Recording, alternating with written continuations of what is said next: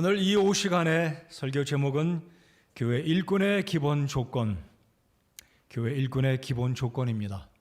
여러분, 세상 사람들은 학위가 있어야 되고 어떤 특정한 분야의 리더가 되어야 되고 거기에다가 돈도 있어야 되고 잘생기기까지 하고 키도 크고 여러 가지 요건이 구성이 되면 이 사람은 리더다라고 영향력을 끼칠 수 있는 사람이다라고 자타가 인정할지는 모르겠습니다. 방금 홍경희 집사님께서 저는 뭐도 부족하고 저는 집사장으로 일꾼으로 감당하기 부족하다라고 말씀을 하셨는데요. 저는 전혀 그렇게 생각하지 않습니다. 저 자신도 성격도 그렇게 좋지도 않고 까탈스럽고 자랑할 것도 없는 사람이기 때문에 제 자신이 그러한 사람이 못 되기 때문에 리더는 이러한 사람이 돼야 한다라고 말씀드린 게 아니고요.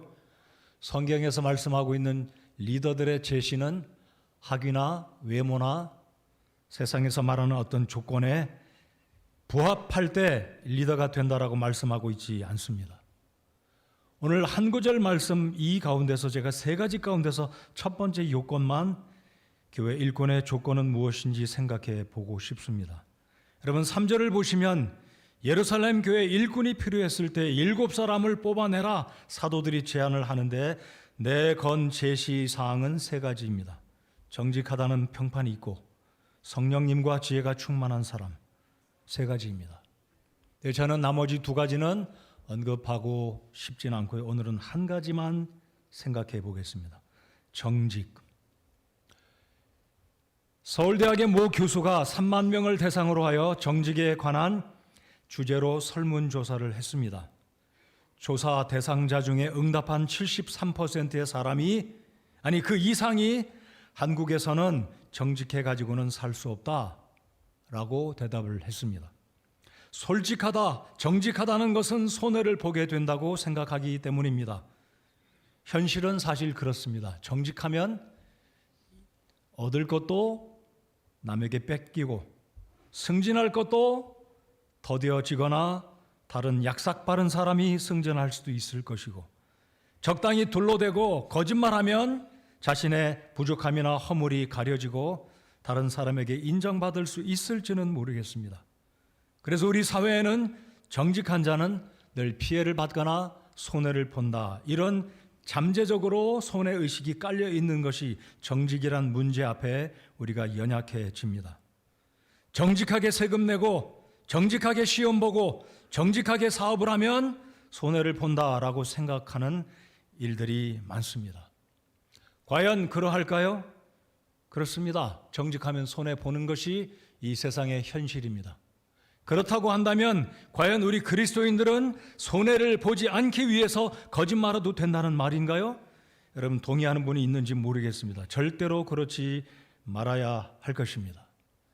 여러분 교회 일꾼으로 제시하는 하나님의 말씀에는 대학을 나와야 된다, 석박사가 돼야 된다, 출중한 외모가 있어야 된다, 돈 많은 부자야 돼야 된다, 전혀 그런 언급을 하고 있지 않습니다. 오직 세 가지입니다.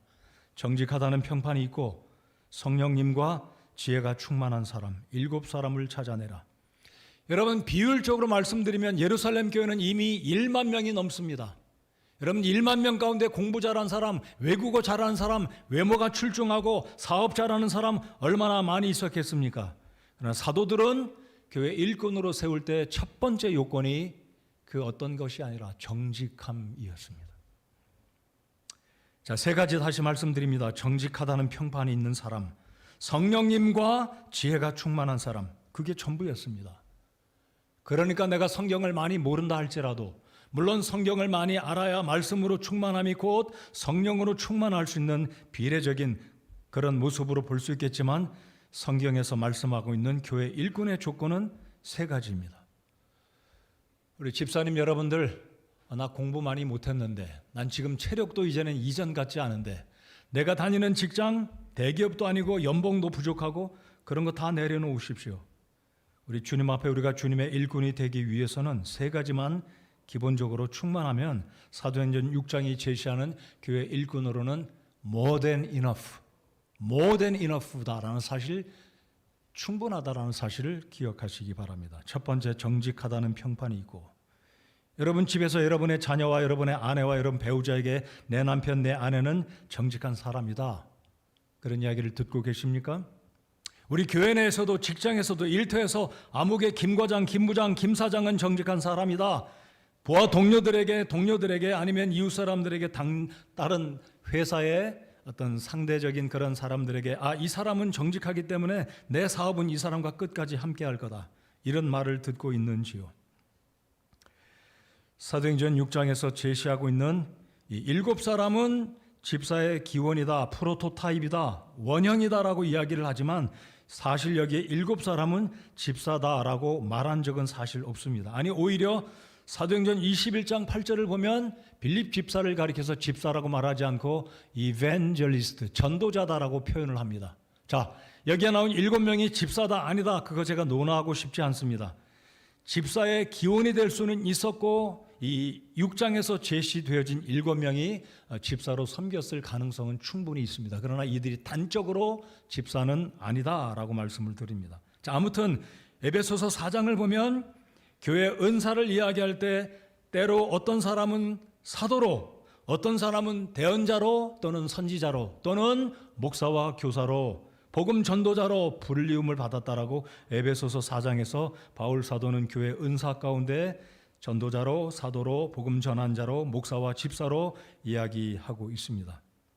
목사는 언급됐지만 집사는 없지만 집사 역시 교회에 하나님의 사역을 감당하기 위한 하나님이 주신 은사여 귀중한 직분이다라고 믿습니다.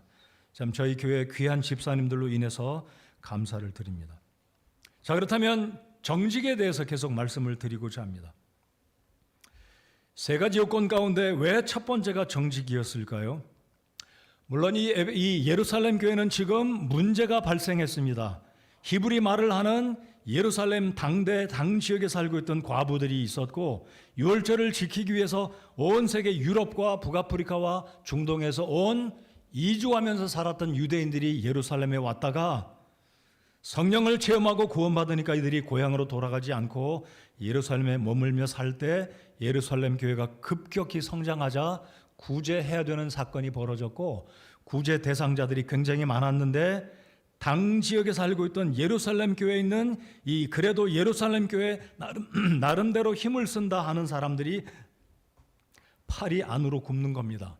저 사람 우리 친하니까, 우리 이웃이니까, 우리 오래 살아왔으니까 구제를 할 때 구제 1순위가 친한 사람이었습니다. 그렇기 때문에 이런 이유 때문에 사도들은 첫 번째 요건으로 7사람을 선출할 때 첫 번째 조건이 사적인 인간 관계나 친분을 떠나서 공정하게 구제를 베풀 사람을 뽑아야 되는데 거기에서 첫 번째 내세운 게 정직이다라는 겁니다. 자, 오늘 저는 이 텍스트의 이 말씀을 정직이라는 측면을 구제와 연관해서 생각해 보고 싶지 않습니다. 하나님 앞에 일꾼으로 섬기는 사역자든 집사든 성도든 교회 학교 교사든 찬양대 멤버든 교회를 섬기는 주의 일꾼들은 첫 번째 요건이 정직해야 된다라는 측면에 함께 이 부분에 생각해 보고 싶습니다. 반면에 사탄은 거짓의 아비로, 사탄의 대표적인 속성은 거짓과 교만입니다. 저는 교만과 거짓은 함께 한다라고 생각합니다. 왜냐하면 거짓은 하나님의 두려움을, 하나님을 인정하지 않는, 하나님이 보고 계심을 알면서도 아니면 알지 못하는지 모르겠지만 하나님 앞에서도 사람 앞에 거짓말을 한다는 것은 하나님을 두려워하지 않는 자, 곧 교만한 사람이기 때문에 저는 거짓과 교만은 같은 친구다, 같은 짝이다라고 생각합니다. 제가 오늘 오전에도 정말 강력하게 하나님 앞에 잘못한 것이 있다면 우리의 책임은, 우리가 먼저 해야 될 일은 하나님 앞에 회개하는 것이다라고 말씀을 드렸습니다. 저 자신을 포함해서 우리 모두가 회개해야 될 일이 남아있다면 우선 해야 될 것은 섬김의 일, 헌금 드리는 일, 전도하는 일이 아니라 다 내려놓고 하나님 앞에 회개가 우선돼야 되기 때문입니다. 여러분, 요한복음 8장 44절에 우리 예수님께서 이렇게 말씀하십니다. 너희는 너희 아비 마귀에게서 났으므로 너희의 아비의 욕망들을 행하려 하느니라. 그는 처음부터 살인자요 자기 속에 진리가 없으므로 진리 안에 거하지 아니하고 거짓말을 할 때에 자기의 것으로 말하나니 이는 그가 거짓말쟁이요 거짓의 아비이기 때문이라. 거짓말하는 조차도 성령의 인도하심과 감동이 아니라 자기 속에서 나오는 육체의 생각, 육신의 욕망 때문에 자기의 말로 거짓을 말한다라고 우리 주님은 사탄을 가리켜서 그렇게 말씀하십니다. 그러므로 거짓말하는 자에게는 진리가 그의 속에 없는 자라고 사도 요한은 말씀했습니다. 요한일서 1장 8절, 만일 우리에게 죄가 없다고 우리가 말하면, 만일 우리에게 죄가 없다고 말하면 우리가 우리 자신을 속이며 또 진리가 우리 속에 있지 아니하니라. 성도 여러분들, 밥 먹듯이 거짓말하는 그 사람은 그 속에 진리가 없다고 주님 말씀하십니다. 진리가 없다는 말은 구원받지 못한 자라고 볼 수가 있을 것입니다. 뿐만 아니라 거짓말하는 자는 주님의 말씀이 그의 사람 속에 없다고 하기 때문에 극단적이겠지만 다시 강조합니다. 진리가 그 속에 없다는 말은 하나님의 영께서 주시는 진리를 따르지 아니하고 하나님의 말씀이 그 심령 속에 부재한다라는 것입니다. 동양과 서양의 정직에 대한 기준과 적용은 약간 다소 차이가 있습니다.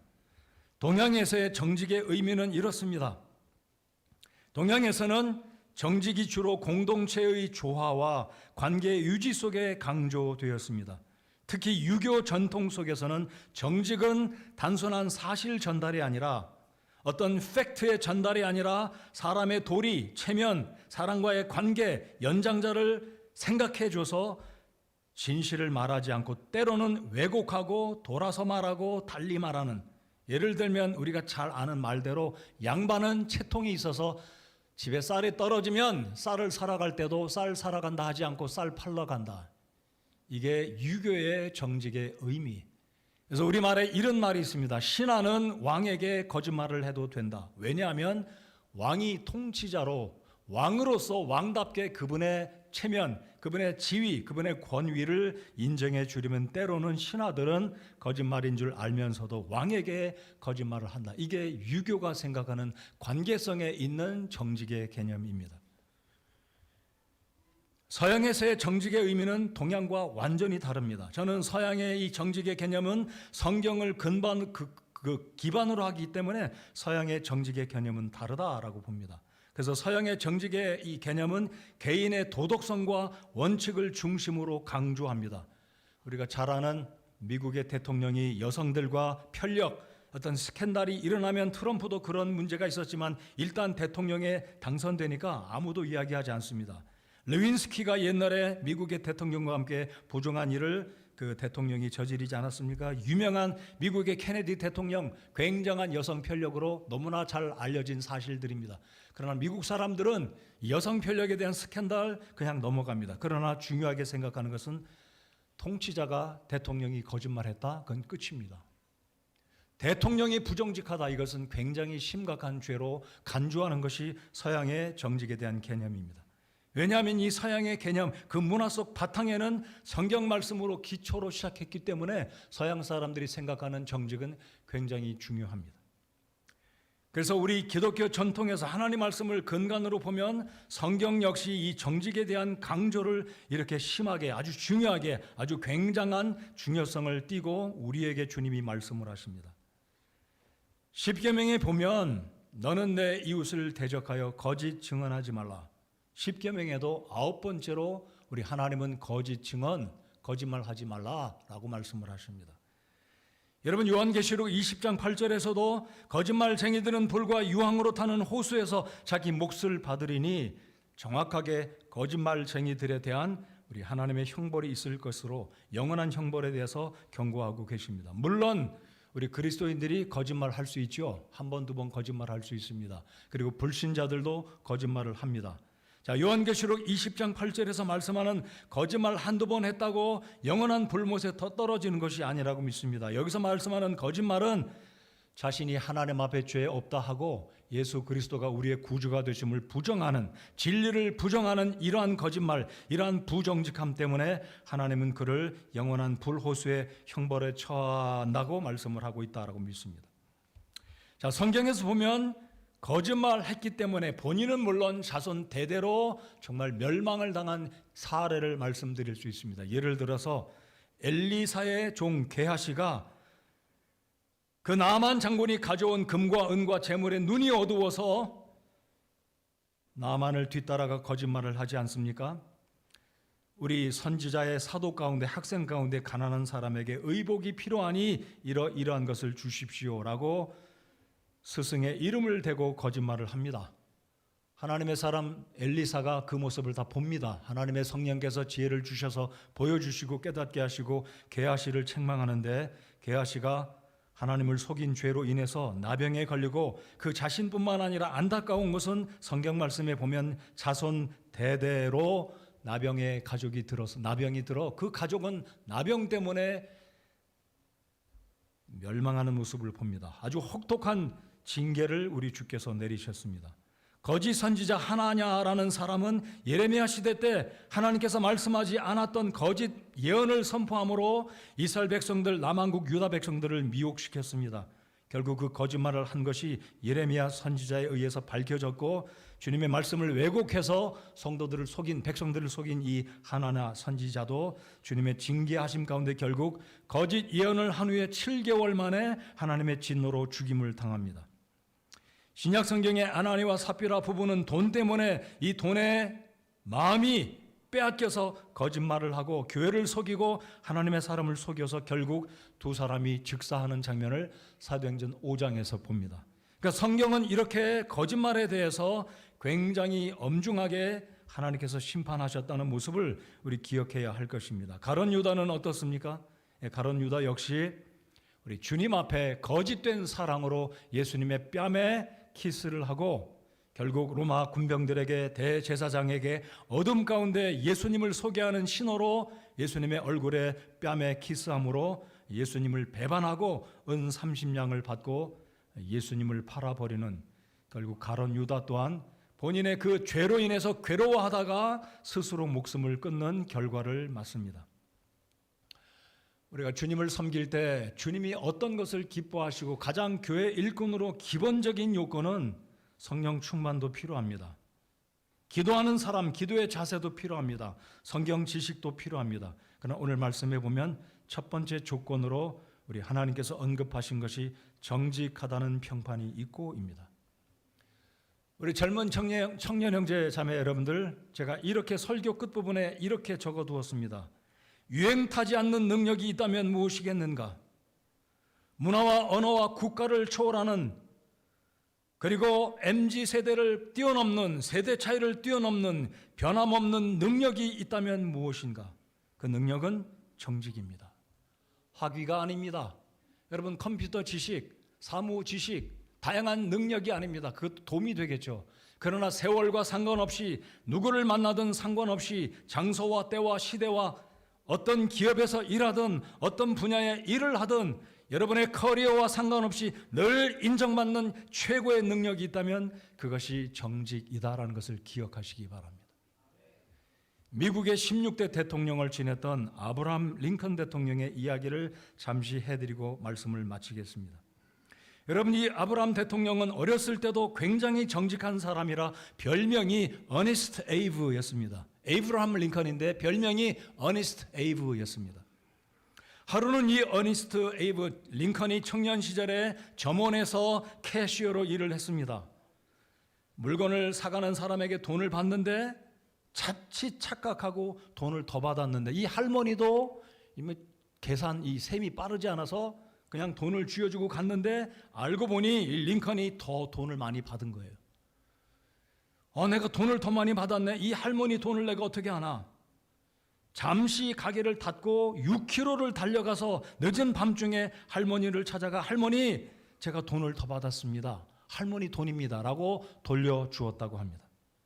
그리고 링컨이 이제 어른이 되어서 국가 공무원이 되어서 미국의 뉴 세일럼이라는 우체국장으로 일을 하게 되는데, 어찌어쩌다 보니까 이 세일럼 우체국이 문을 닫게 됐습니다. 더 이상 국가기관으로 이제 일을 하지 않고 이제 이 우체국이 연방 정부의 지시에 따라 문을 닫게 됐습니다. 세월이 흘렀습니다.